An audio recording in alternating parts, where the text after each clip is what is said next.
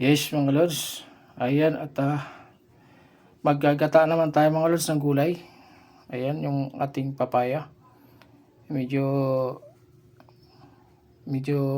magulang-gulang na yung papaya mga lods, no? Ayan no, namumula-mula na siya pero okay pa naman mga lods. Ayan. At siyempre lagyan natin mga lods yung ating gata. Ayan.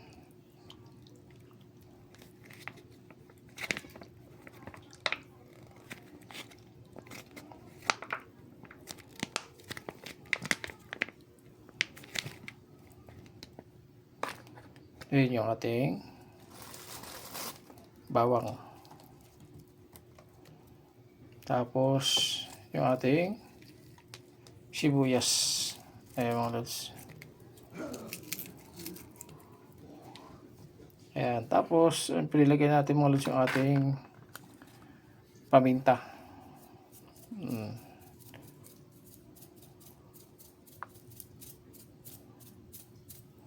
Eh mga lods, tapos kunting asin lang muna, no? Mga lods, kunting asin lang muna ang ating ilalagay. Yan. Para mamaya pa natin tikman ulit yung mga lods. Tikman natin yung mamaya kung okay na yung natin, no? Baka mapaalat mga lods eh. So yan, tara mga lods. Sasalang na natin mga lods. Ganito lang yan mga lods, simpleng ulam lang yan, gulay natin. Pero siyempre mamaya lalagyan pa natin, haluan pa natin yung mga lods, no? Pangunangan lang yan para sa ating gagawin. So tara, samahan nyo ako mga lods. Okay?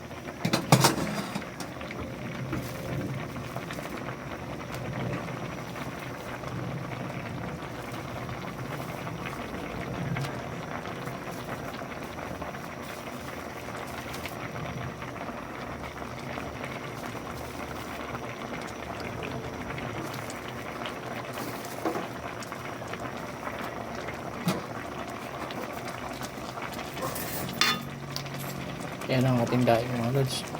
Kaya hindi natin masyado lagyan ng asin mga lods kasi maglalagay tayo ng daing. Ayan.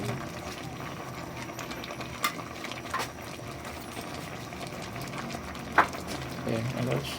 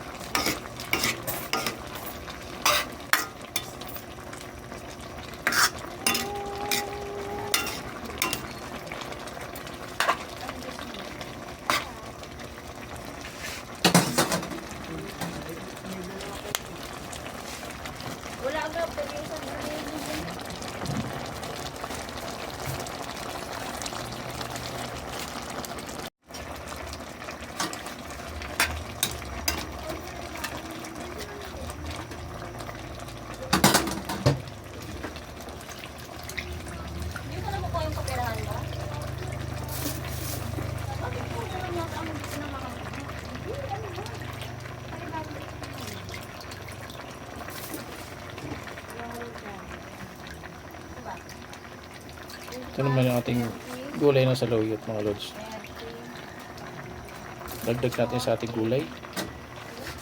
Ang ating gulay na saluyot. Ayan. Wala kasi tayong mga lods eh. Wala tayong makitang malunggay. Taghirap siguro malunggay ngayon. Kaya saluyot na lang muna ang ating ilagay. So talo-talo na yung mga lods. No? Okay.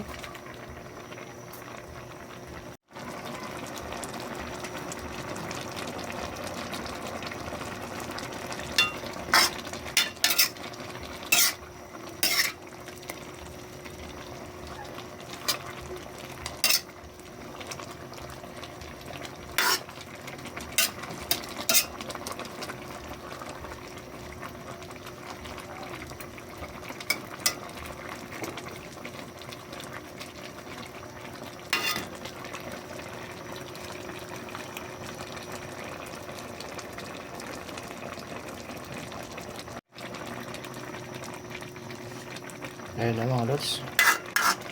Luto na yung ating gatang papaya. Ayan. With saluyot. Mga lods, no? At siyempre, meron tayong daing. Okay, tikman na natin mga lods. Para atin na itong madesisyonan. Ayun. Ayun. Grabe. Yummy mga lods. Sakto lang talaga ang ating timplada mga lods sa ating gata. Ayan. Ang ating gata. Napaka-yummy.